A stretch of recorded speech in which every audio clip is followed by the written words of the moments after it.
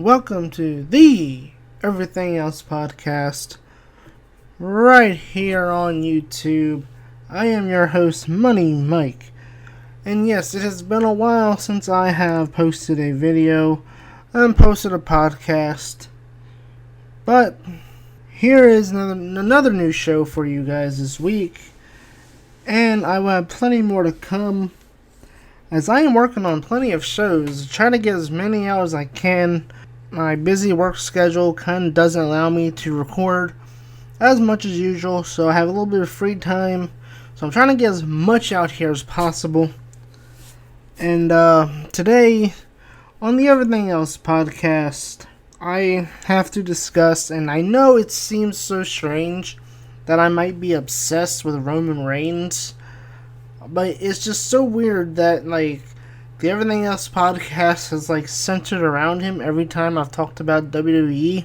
But after Monday's show in Greensboro, we once again, for the second week in a row, saw Roman Reigns close out the show.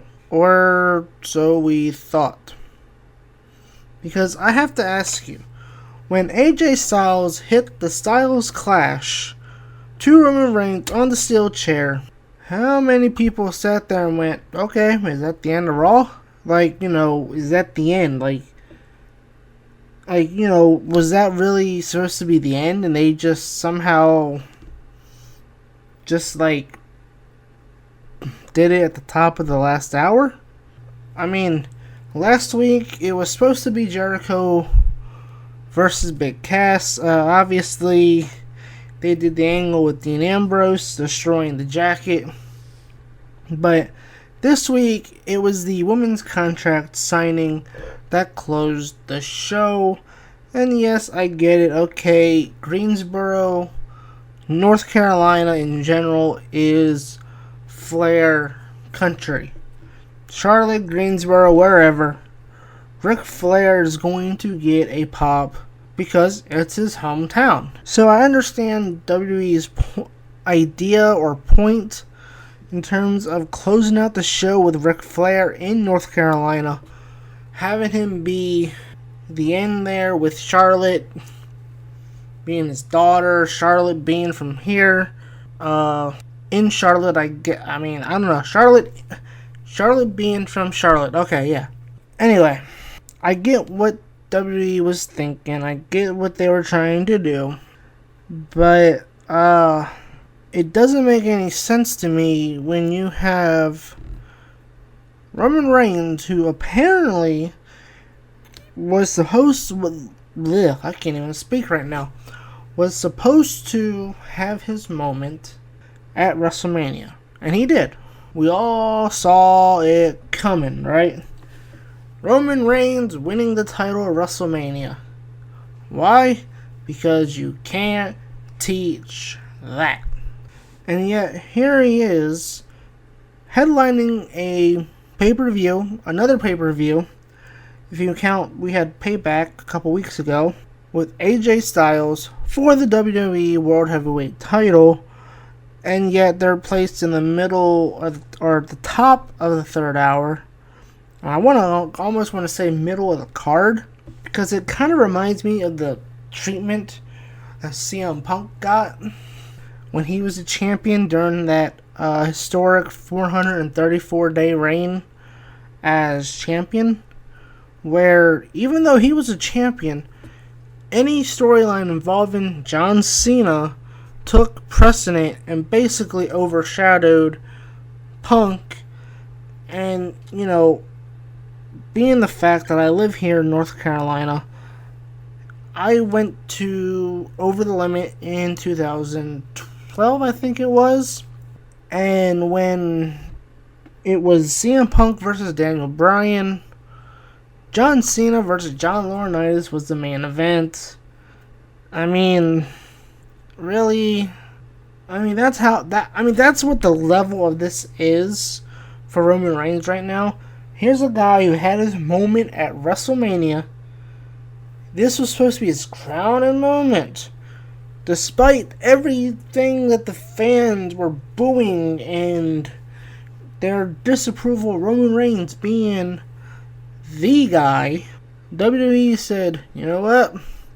We don't care that you're booing Roman Reigns because he's going to be the champion and you're going to like it, damn it. Yeah, that's probably about as good as a Vince McMahon impersonation I can do. So here we are. Crowning moment. Here we go. End of May. Or we're getting to the second pay-per-view of May because it's not really the end of May yet. And he's not being trusted at all to close out the show. Ambrose and Jericho's feud took precedent last week to close out the show last week on Raw. And then on Monday, we saw the women's title contract signing take precedent over Roman Reigns versus AJ Styles. Now, for me, I actually like this feud. I like the way that they have built this up. You have the Usos, you have the club with, which by the way, WWE, can't you please just work something out with New Japan and get the rights to use the Bullet Club? I mean, I know they've got this whole thing trademarked for Finn Balor when he comes up to the main roster, the Balor Club. I mean, I get that part. I do. But, come on, work something out here. I mean, you paid what? You paid a bunch of money for Living Color a while back in 2011 to do CM Punk's theme music, right? Why not just pay New Japan a portion of merchandise for the trademarked Bullet Club? This way we don't get stuck with this ridiculous, boring name, The Club. I mean, Roman Reigns and the Usos have been renamed The Bloodline.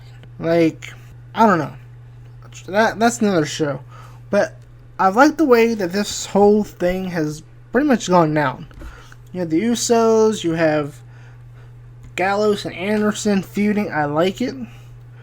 But I also wouldn't mind if they're having all these matches, at least have one of them be a number one contenders match to face the winner of the New Day or the Vaudevillains.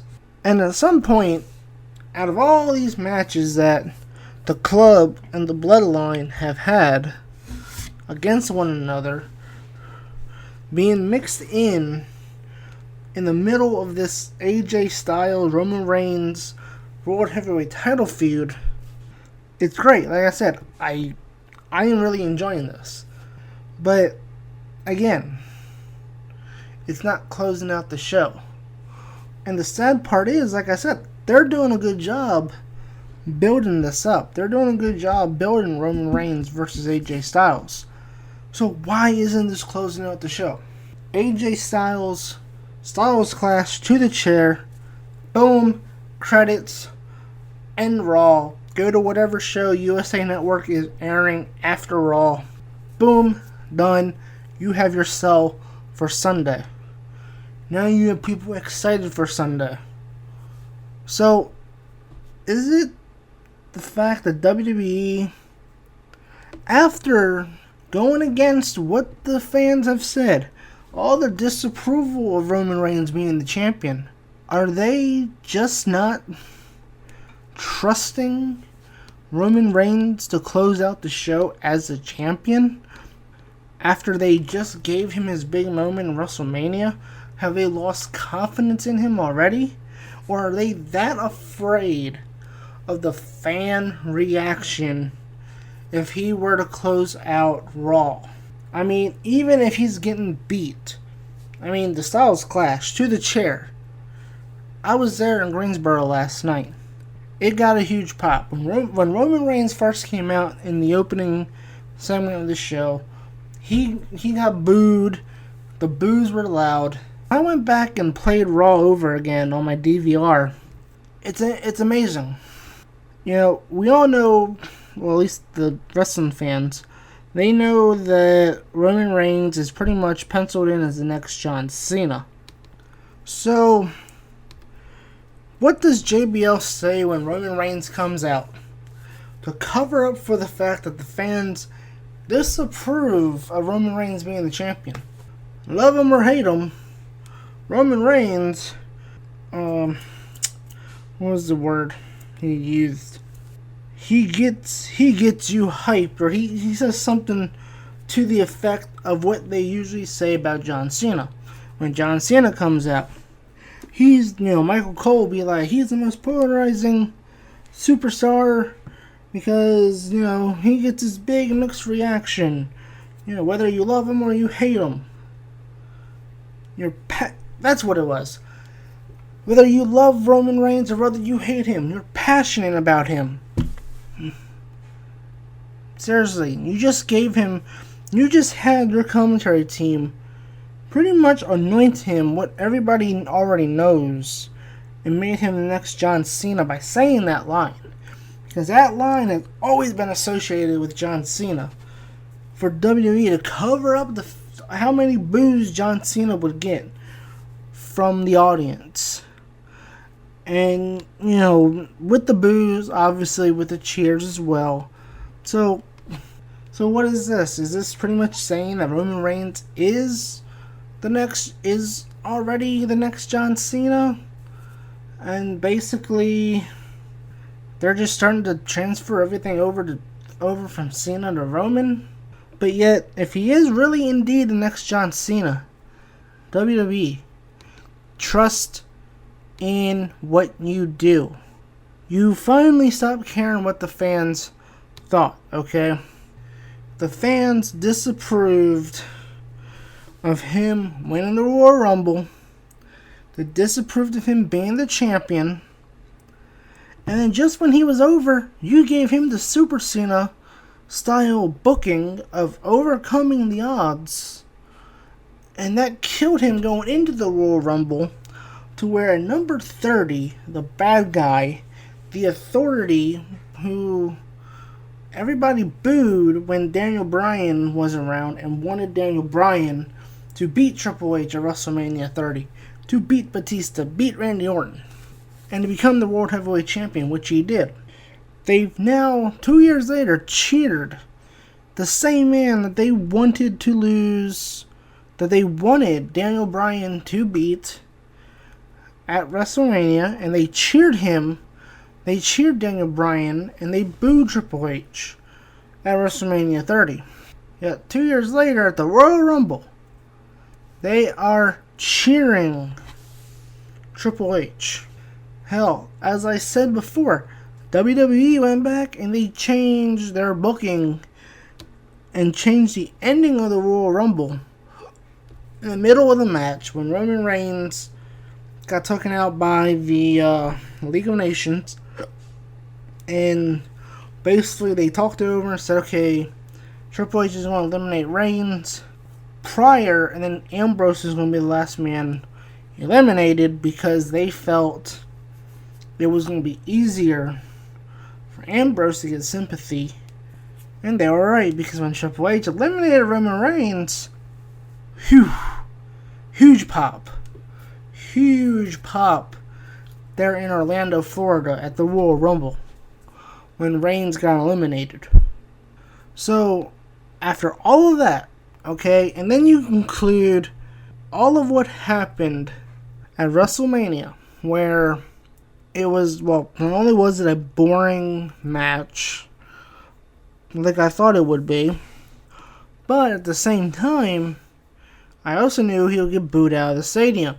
And by the way, nice job, WWE, for piping in all that crowd noise at WrestleMania, because I thought that was funny as hell when they just piped it in. Like, really? You're going to pipe in the cheers? Maybe that's it. Maybe Vince and Kevin Dunn are just tired of piping in the cheers, and they're just like not even trusting him to close out the show anymore.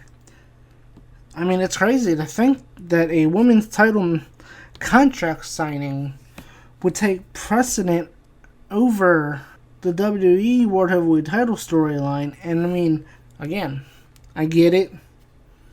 You're in North Carolina, you're in Flair country, But again, like okay, and also I get it. You know, you debuted this new title at WrestleMania, so you got to make this women's title feel important. But why is it closing out? Like, I felt like those two segments should have switched, where Charlotte and Natalya had their contract signing at the top of the third hour, with with the Usos and then Gallows and Anderson facing off at the end of the show. But hey, again, is WWE starting to lose trust? Are they starting to turn against Roman Reigns themselves? Or have they let the fans get to them so much that even though Roman Reigns comes out and he goes, I'm not a good guy, I'm not a bad guy, I'm the guy, which actually works for Roman Reigns. It's good. Throw that out there, right? But yet, it's almost like, alright, we gave you their title, but yeah, you're going to be at the start of the 10 o'clock hour. I mean, without a doubt, if this was Roman Reigns versus John Cena, this would be closing the show, right? So, I mean, is this like because he's facing AJ Styles? And I don't know. I mean, they've made a big deal out of AJ Styles coming to the WWE. Yes, he lost his first WrestleMania match against Chris Jericho, but obviously winning the number one contenders match the next night on Raw after WrestleMania, and then being booked in the title picture, obviously WWE has some big plans ahead for AJ Styles. Now, whether or not that's winning the title on Sunday, which I don't think will happen, because I think Roman Reigns is going to get a long title run here, and I think at some point we'll see the Brock Lesnar Roman Reigns rematch from WrestleMania 31, which could be a SummerSlam. I don't know, but I just think, you know, if WWE is going to do what they did, and they were going to put the title on Roman, they just need to go out full out with it. You know, don't give him the 10 o'clock hour. Let him close out the show. I mean, if they're that worried about the fans booing him as a champion, then why not just have Triple H retain the title? I mean, I know Triple H is off TV right now, which is strange, considering the fact that he's getting lost in this whole Shane versus Stephanie thing, but I just feel if Roman Reigns was going to not close out the show, and they were going to start losing trust in him because of the reaction he was getting or something else, I don't know, then why did you even give him the belt at all at WrestleMania? Why not have some screwy finish? Have Triple H retain? I don't know. Who knows? Tell me below in the comments, do you think the WWE is starting to lose its trust in Roman Reigns as the WWE World Heavyweight Champion? Are they even regretting putting the title on Roman Reigns at WrestleMania? Maybe. Does he lose it this Sunday to AJ Styles, an internet darling as they call it? Who knows? I promise you I have a more Everything Else podcast coming up that does not involve Roman Reigns, being centered around my WWE discussions. I like Roman Reigns personally myself. I just don't like the way he's being booked, which I think maybe that's what the fans are booing. It's just the way he's being booked, and that's what they're rejecting. I don't know. But anyway, Extreme Rules is on Sunday. I'll have more Everything Else podcasts coming up soon. Later this week, I might talk more about Extreme Rules in a PG era. I don't know, that's an interesting discussion. I might have to do that one, which does not center around Roman Reigns. So obviously I'll have more WWE themed Everything Else podcast coming up throughout the rest of the year as I talk about different topics within WWE and not consume myself with Roman Reigns. Also, we are getting closer to hearing some Madden 17 news. Is Madden 17 going to be the game that we've been waiting for? Apparently, they've already released this status of, hey, franchise mode is going to be the deepest it's ever been. It's been redone. Are we finally going to get the franchise mode in Madden that fans have been wanting for years to come? Will it rival NBA 2K16's My GM, MLB The Show's GM mode? Who knows? I've been your host, Money Mike. Leave your comments below, and I will see you a little bit later on in the week with more shows, including an all-new Front 7 podcast, where I discuss the AFC Draft Recap.